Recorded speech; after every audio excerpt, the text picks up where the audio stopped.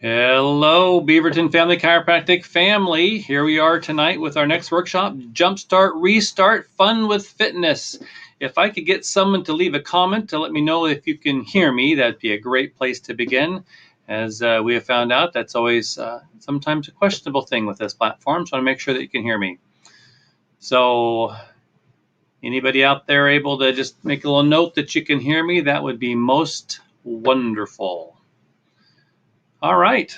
Well, with that, let's get started. For those of you out there, again, my name is Dr. Dan Miller. This is Beaverton Family Chiropractic, and we're talking about fitness tonight. So again, I hope all you can hear me.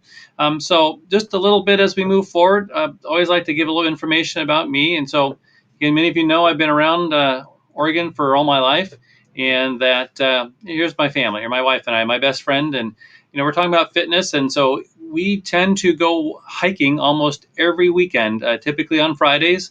The two of us would take our dog out and go through various hiking trails in the area. So it's about habits and patterns. And honestly, for us, we've been doing this almost a year. Not every week, but pretty much when we can, we're out there and doing this. And we do this because we want to be examples, obviously, for our patients and our family and our friends. But more importantly, we do it for us. What we know is that if we don't take care of ourselves, one of the things we're finding with regards to obesity is that there's lots of consequences. And I just highlighted that obesity, being overweight, has basically an input or an influence on basically all issues of health, or I guess really mortality. And so we want to give you some tools for that as we go through tonight. As we look at some of the numbers, when we look at the adults out there, over 42.4% of adults in the United States are considered obese. It doesn't stop there, though. When we look at our children, almost 19, close to 20% of our youth now are also obese. And the numbers are shown to be getting bigger and bigger and bigger. I've seen studies that are showing over 70% of the entire population in the United States are actually overweight, plus these numbers here for obesity. So as a nation right now, we're going really in the wrong direction.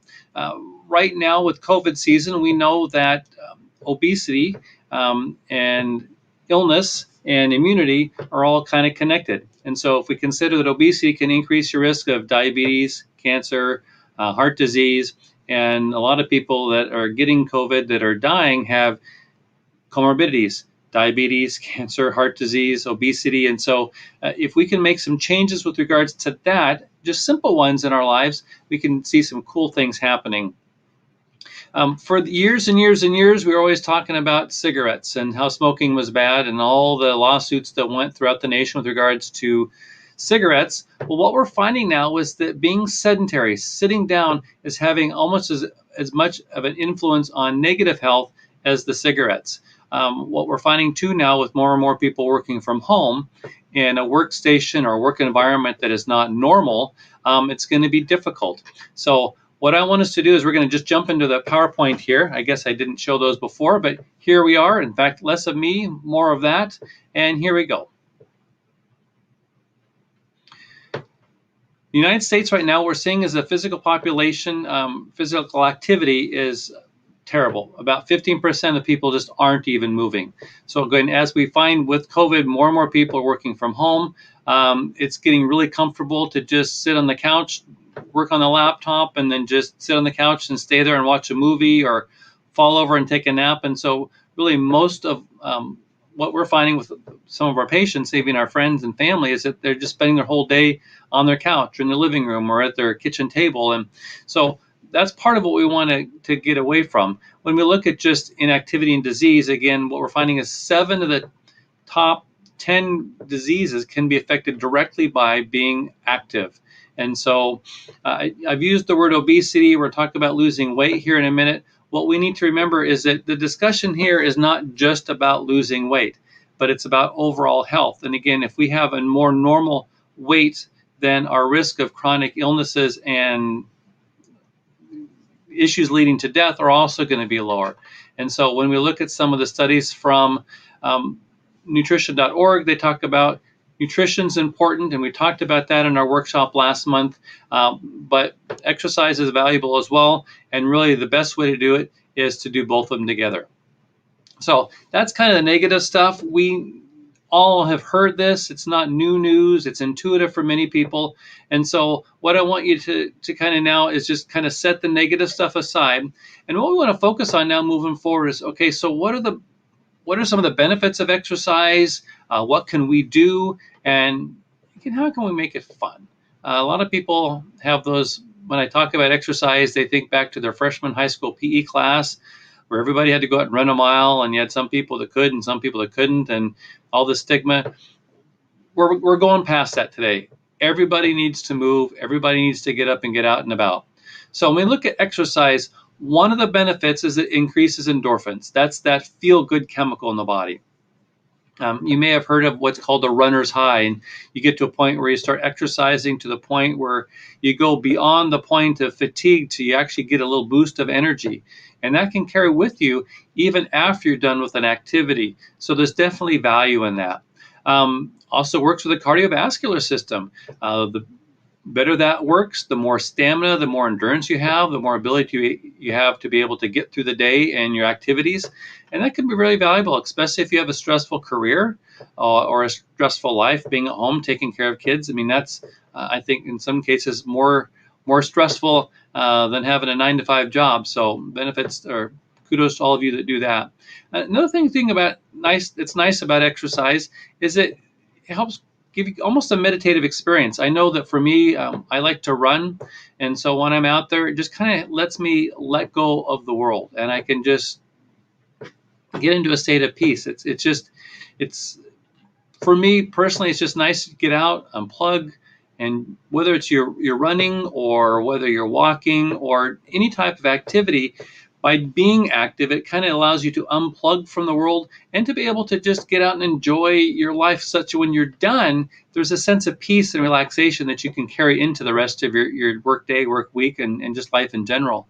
Also boosts your mood. There's actually a lot of studies that show that exercise actually can be more effective than antidepressants, obviously without the side effects. And so the key is to get out and move about 30 minutes a day. And so the point is starting someplace. And this is a recurring theme in most of the workshops that I teach. I'm going to dump a lot of stuff on you in a good way, but I want you to maybe look for that one or two, maybe three things top that you find tonight that you need to apply. If you do everything that I have, that'd be awesome, or everything that I present, but it's going to be overwhelming, and within a short period of time, you're going to get burnt out and just say, I can't do it. So let's take it slow. Hopefully last month, as you looked at the nutrition workshop, you found one or two things that you wanted to apply then. Awesome. So now as we move into this workshop, let's pick one or two more things. And each month, as you get more training from the office and you surround yourself with more information, just pick one or two things to keep applying, and you're going to be impressed with, at the end of a few months, maybe even a year, how much of a life transformation that you've gone. And it's just been baby steps all along the way.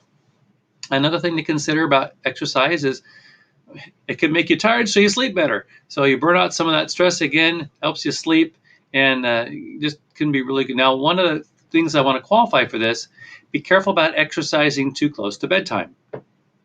That adrenaline that hits you as you're exercising then can make it difficult to actually relax and unwind. So you want to be very careful. Have to pay attention to how your own body responds, but be careful about how late into the evening that you actually do exercise.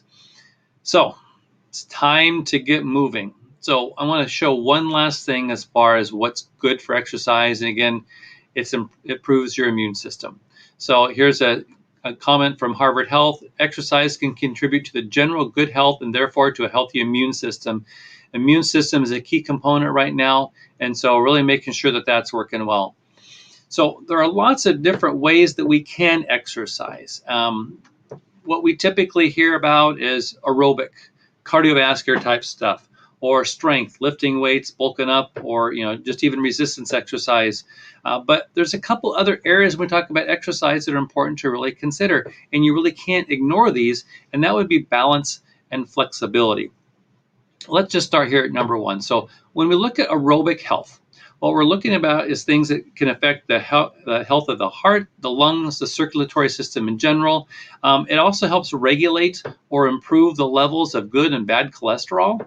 It reduces the risk of cardiovascular disease in general, including stroke, minimizes the risk of diabetes type 2, and can lower blood pressure and improve, again, blood fat levels. And so those are important things. And again, it's the benefits, but it's also what I would call one of the things that you can hold on to as you're going to look for your big why.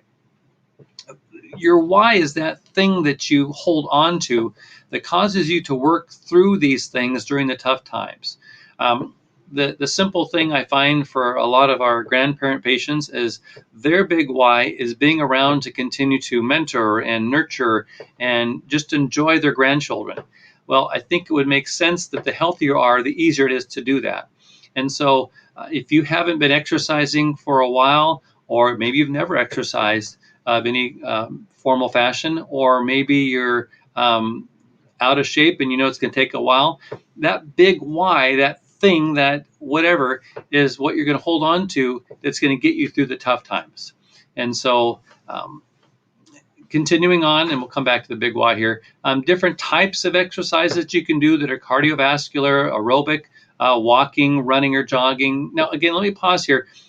You don't have to do all or any of these things. It's the concept of what we're after. Now, we're going to finish up here talking a little bit about exercise being fun. If you don't like to run, running would be a terrible option because you're not going to do it. You're going to hate it. And frankly, what will end up happening is you're going to hurt yourself. So you have to find an activity that you like. If you like going to the gym and using the machines there, whether it's an elliptical trainer or a Stairmaster or a treadmill or a rowing machine, whatever that is for you. Or maybe you like to go out with a friend in the neighborhood and go for a walk, or go to the park, or go for a hike, or go for whatever that, maybe you like to canoe. Whatever that is for you, find an activity that you enjoy doing and understand that there will be times it's going to be tough, but find something you enjoy. Some people, they think that, well, I like to I like to exercise, but I prefer to dance. Well, you know what? Dance is exercise. So go out and do stuff like that. I have here raking leaves and that kind of stuff, and those are fun. But what I find when people, they do exercises, and when they use their yard work as exercise, it's not necessarily as cardiovascular. In fact, sometimes it could be even as much as maybe more strength training. I hear another comment here, Zumba. Again, dance class Zumba, great stuff. The key is do stuff. When we talk about cardiovascular, a great thing to do is what's called high-intensity interval training. I mentioned a moment ago that when we're talking about mood and clearing out the brain, a good 30 minutes of exercise every day is a good way to go. But you can shorten the time by doing what's called high-intensity interval training. Basically, what that is getting your heart rate to 90 to 100% of max for a short period of time, and then let the heart recover. And then raise the rate and let it recover, and raise the rate and let it recover. And you can actually get a really good cardiovascular workout. And sometimes you can even tie that into strength training here in a minute with this type of activity if you were to do it for 12 to 15 minutes. So what does that look like? Well, simply, again, we're looking to try to get your heart rate to 90 to 100% of max. Now, qualifier here, with this in any type of exercise, if you have not been doing exercise for a while, or if you're concerned about beginning, talk to your health professional. If you're a patient in my office, definitely let's sit down and talk about putting together a plan and some things that your spine and nervous system can handle. But be smart, take care of yourself, because again, part of our big why is to be around for a while. So we don't want to sabotage our health or even our ability to exercise by ruining it as we start exercising. So back to the regularly scheduled program. With regards to high-intensity interval training, the point is getting the heart rate up to about 90 to 100% of max. So you see the example that I have here. If you are 45 years old and you take 220 minus your age, then you get a maximum heart rate of 175 beats per minute. If we take 90% of that, 157.5 beats per minute, your target range during that high intensity component of your exercise is going to be somewhere between 157 and 175. Now, the more fit you are, you might find that you can actually bump that up about 5 or so, maybe even 10 beats per minute. If you're very unfit or you haven't exercised for a while, maybe you need to lower that 5 or 10 beats per minute and work your way up into that. So again, take it slow. Now, the model that I recommend when we're talking about HIIT training or high intensity training is really simply, if you look at a 12-minute time period, if for 20 seconds you raised your heart rate with activity and then relax for 20 seconds, and then on for 20 seconds and off for 20 seconds and on for 20 seconds and off, you get the idea. At the end of a 12-minute period, you'll have actually had high intensity exercise for about 6 minutes and 6 minutes of recovery. So if you like to walk, maybe you walk for a couple minutes, just kind of loosening up the joints. Maybe take a few moments to do some stretching, flexibility stuff we'll talk about here in a moment. But then you power walk. You get that heart rate up, and maybe you pick, you have a little heart rate monitor, or you have a little stopwatch, or so many of the smartphones now have apps that you can load that will actually have a tracking timer tracking device. I have one of those on my phone, and I have different types of workouts, and I just push the button and it beeps to start, beeps to stop, beeps to start, beeps to stop, and it's awesome. And so with that 12-minute time period, you can walk, you can do jumping jacks, you can do push-ups, you can mix it up. Maybe you walk for 20 seconds 3 times, and then you switch the next set of activities to doing sit-ups or crunches maybe, or something that's physically exerting, so you're getting that heart rate up. And again, whatever that is, different patients have different things. I have patients that have a full gym in their house. We have some pieces. I have a box. It's just a wooden box. It's 12 inches high, and I'll do alternating box steps. I'll do hop steps. I have a brick little fireplace, and so I just jump onto the bricks there. It's just one brick high, not real high. And again, I do that because I have an issue in my lower spine that the vertebrae actually touch in the back. It's a common thing, but it's hard to take the impact from jumping. So I can't do high box jumps, but some of you may be able to do that. So again, that's where we can talk and work this through. The goal is to find something that you like to do and you can have fun. What's interesting is that we look at chiropractic and how it ties into physical fitness that actually can improve the recovery rate of an athlete. In fact, you'll find a lot of professional and elite athletes work with chiropractors, not so much just because it helps them deal with the pain and even recoveries we're talking here, but also performance. I've been the team chiropractor for 3 different women's semi-pro soccer teams. And without exception, as I started working with the players, they found that their skills, their touch, their reflexes, their abilities improved after they started working with that. So that's kind of exciting for that. Another area of exercise is looking at strength. Now, let me even use the word resistance exercise. As we get older, if we don't do resistance type exercise, it's going to cause our body to be at greater risk for osteoporosis, or a lesser degree called osteopenia. See, our body is going to put down bones and mineralization during the areas of stress. So if you stand lots of periods of time or jog or run, there's lots of gravitational stress along the legs, and so the density will tend to be higher and thicker. So as we get older, by doing weightlifting, strength training, resistant exercise, it increases the stress on those in a healthy way, if you're doing it properly. That will help increase the bone density and again minimize your risk of those issues. Helps with metabolism. The other thing too is that the more muscle mass you have, the more calories your body burns. The more calories your body burns, the easier it is to maintain weight. And you can see again where we went with that. Different examples of this are, again, lifting weights. That's what everyone thinks of. Exercise bands, resistance bands, exercise tubes, all kinds of different things on the market. There's a few resources that we refer patients to in the office. So if that's something you're interested in, message here, and that's something that I can respond to later. Or if you're a patient, come on in and we'll talk about that when you're in. You can even use your body weight, again, push-ups and crunches. For those of you that know what a burpee is, those are great full body workout. Squats. And again, if you're new into this, you don't have to do the full on plank, push up, maybe you're leaning against a wall and doing something light that just allows your body to start getting that movement. But as you get stronger, you start to decrease the angle to you're more flat on the floor. And so, again, cool things that you can do to make changes there. One of the things that they found is that when they looked at chiropractic care for people that were getting adjusted, their muscular strength actually increased greatly versus people that were just lifting weights without the chiropractic. And so again, the nice thing about getting chiropractic care when you're exercising, especially when doing strength training, is that if you've got a balance in your spine, which means balance in the nervous system, which means balance to the communication of muscles, you're going to build a balanced muscle tone along the body. But if you have a spine that's out of its alignment and you do exercise, especially if we're doing strength training, you can create increased muscle mass on one side and really create some imbalances, and then you start causing more organic issues to the body as well when you exercise, which can create long-term things outside of just fitness in general.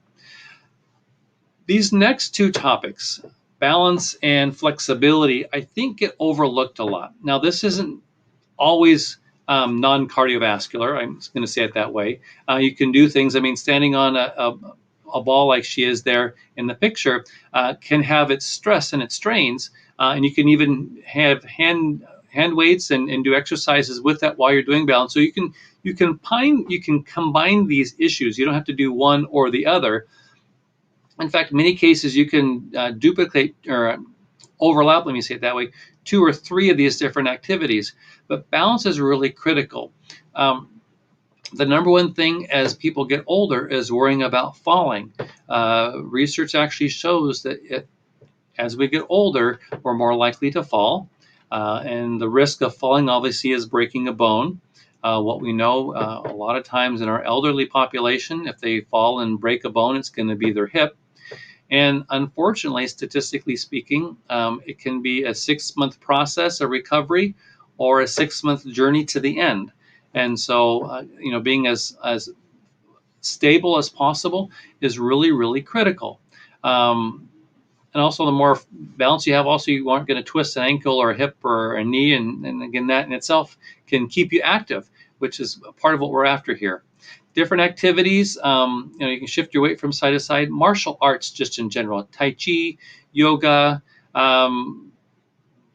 all kinds of stuff. There's all kinds of classes that you can literally find online, class workshops that you can take.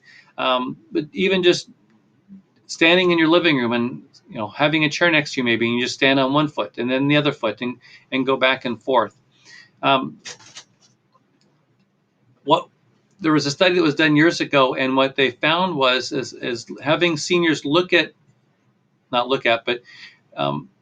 taking their feet through different range of motions and being able to perceive where they were.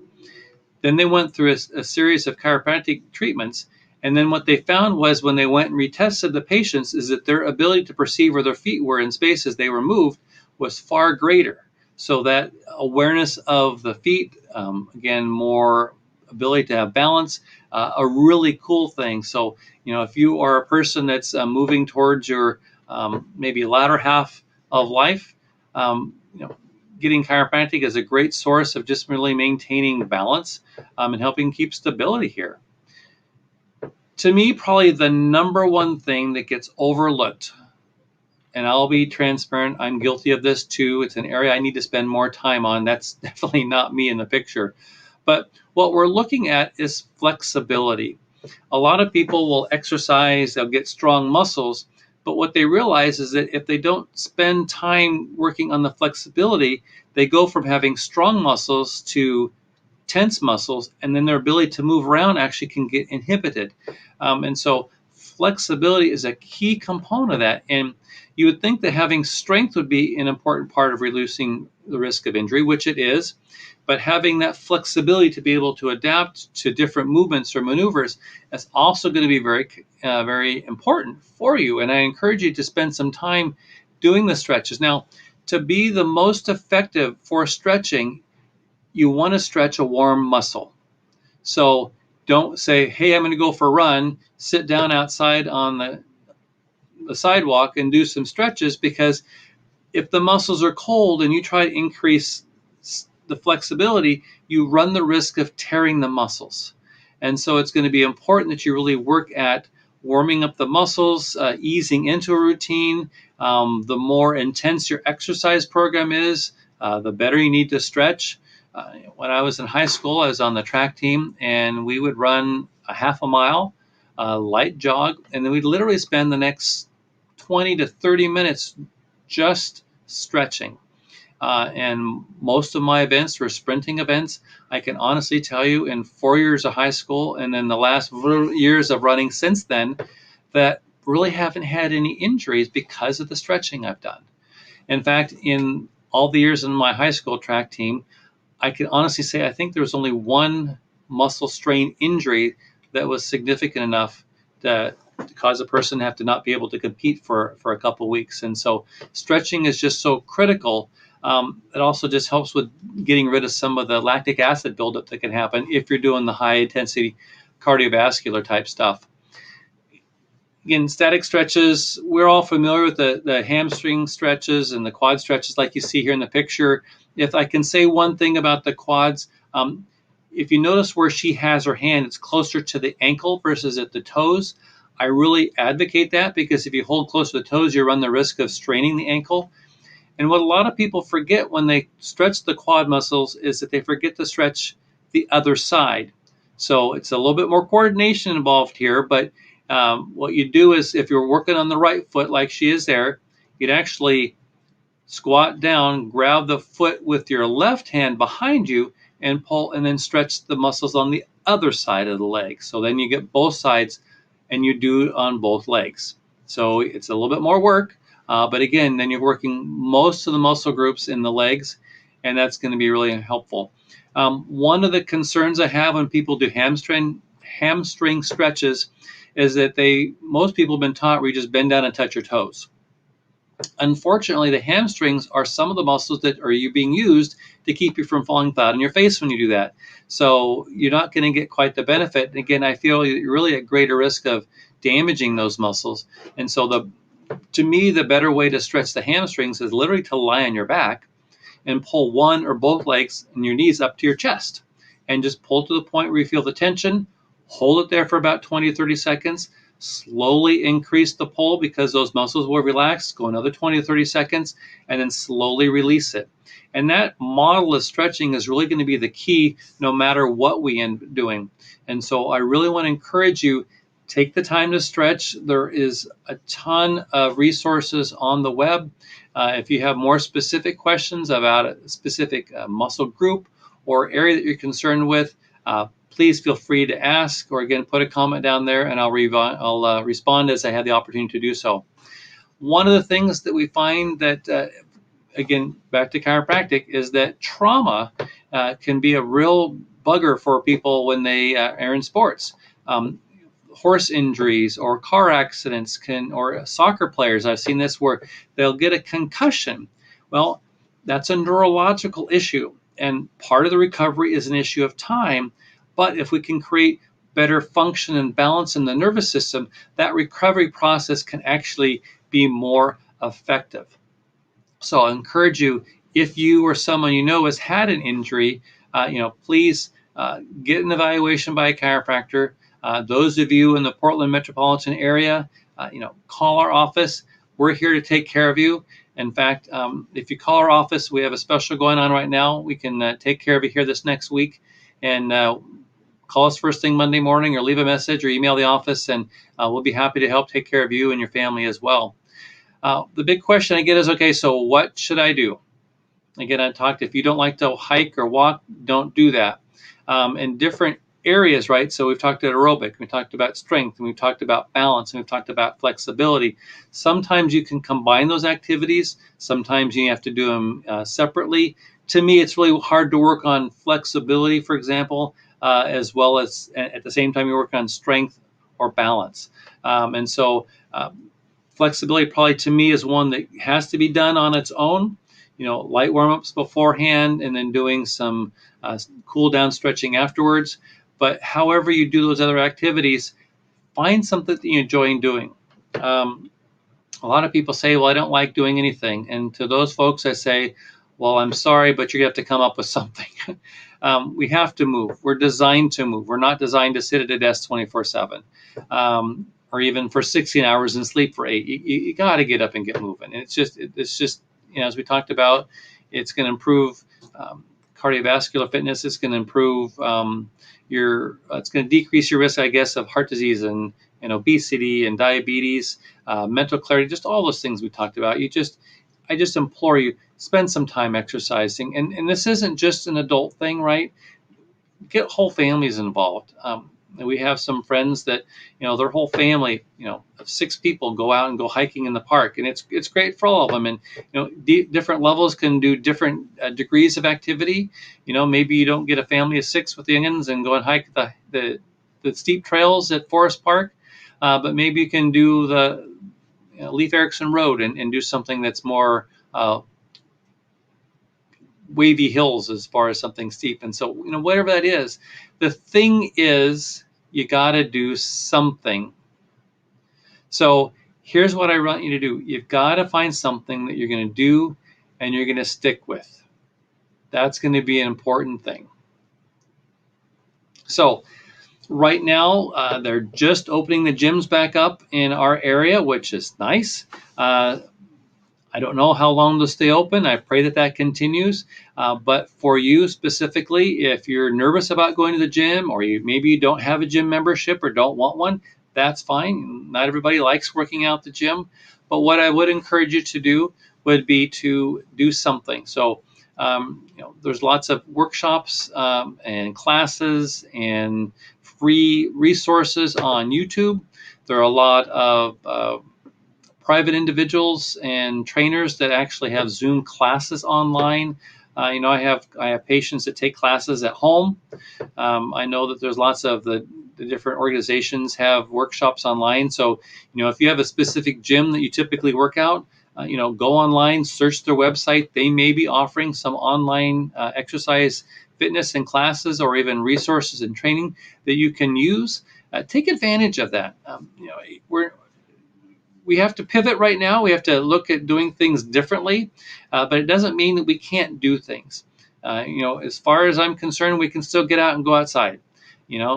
We're asked to keep our social distance and the like, but there's just so much space out there, and we are so blessed in our area to have access to so many different parks and hiking trails, even just sidewalks to go out and about. Probably the easiest place for anybody to start is just go for a walk. And maybe you're a person that needs to get in shape. And that means maybe for you, if you can just get out and go for a walk, that would be awesome. Maybe the first step for you is you go to a running store or walking store and get a shoe that is designed for your body style and fitness level. And you'd be surprised how many different types of running shoes or walking shoes there are out there. Some will keep you from twisting this way. Some keep you from twisting the other way. Some have a straight foot. Some have more of a curved foot. Some are better for heavier walkers, and some are better for lighter joggers and runners. And so going to the store and getting the cute shoe that's on sale may not always be the best fit for you. So, get a good shoe. That's always the best place. And then just start walking. And maybe for you, it's around the block. And maybe you do that for a month. Or maybe after a couple of weeks, maybe you do 2 blocks. And you get to the point where, again, you have to get in shape to get in shape. So when you get more comfortable being out there for 10 or 15 minutes, maybe you start doing some of that HIIT training. So walking a little bit quicker. And maybe after a couple months, you get a couple little 1 or 3 pound dumbbells, and you do your power walking, but you have these weights in your hands. And so now we're starting to combine things. The most important thing is to be smart, be safe, and be stable. So again, when you're doing these exercises, start slow. Talk with us at the office. We'll be happy to give you some guidance. Make sure that you're safe when you do these activities. Again, we're in this for the long haul. It's not that we're trying to be able to run a marathon in a week and a half. It takes weeks and literally months, depending upon where you start, but you can get there. But it's the baby steps over time that's going to make the huge change for you. Making it fun. is how you have fun. Um, to me, one of the better ways to be successful if you're a person that struggles to stick with a program is to get a fitness buddy. Ideally two people. It's hard to talk two other people out of exercising. So if you have three people, one person is always going to help keeping you going, and that will rotate.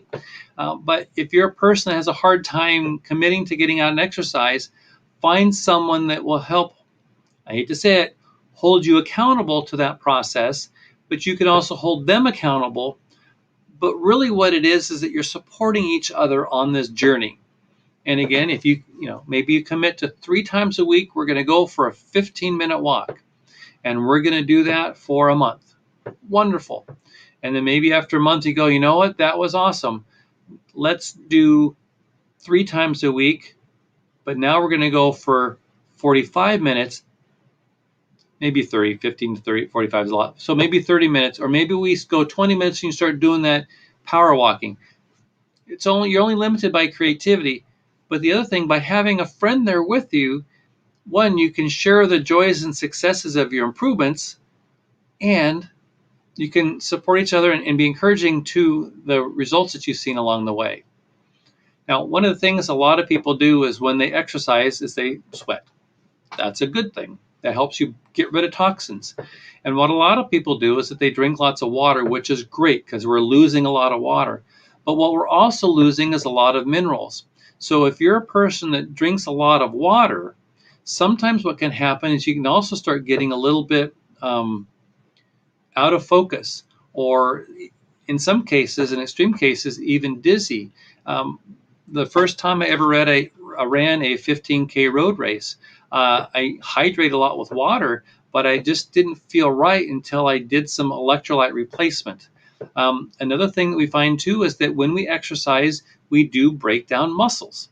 And so there are a couple products out there that can help you put the minerals back. That's the electrolyte synergy. Both my wife and I use this regularly because it just helps recreate the normal electrolyte balance that our body needs.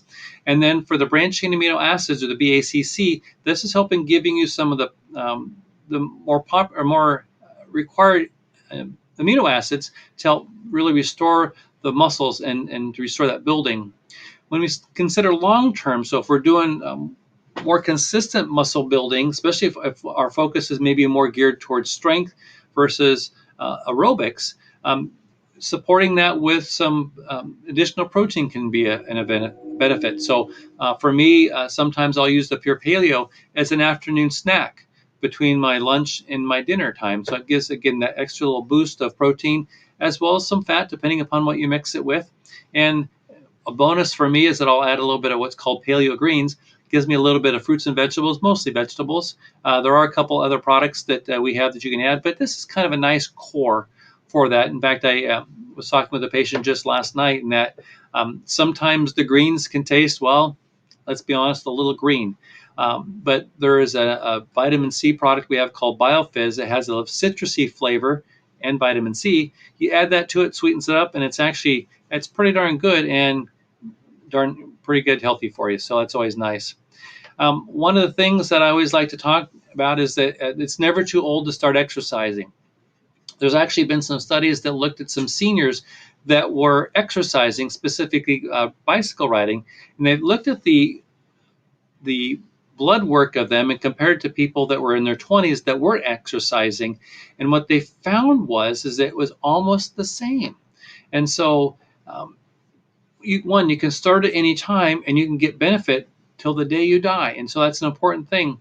The key is consistency and intensity. So if you're going to do something that's more moderate, 4 to 5 times a week. If you're doing something higher intensity, like the high intensity interval training, maybe about 3 times a week will be really healthy. Again, find a place that you can start, begin there, find a buddy, and move forward. So it kind of leads us into kind of our general tips.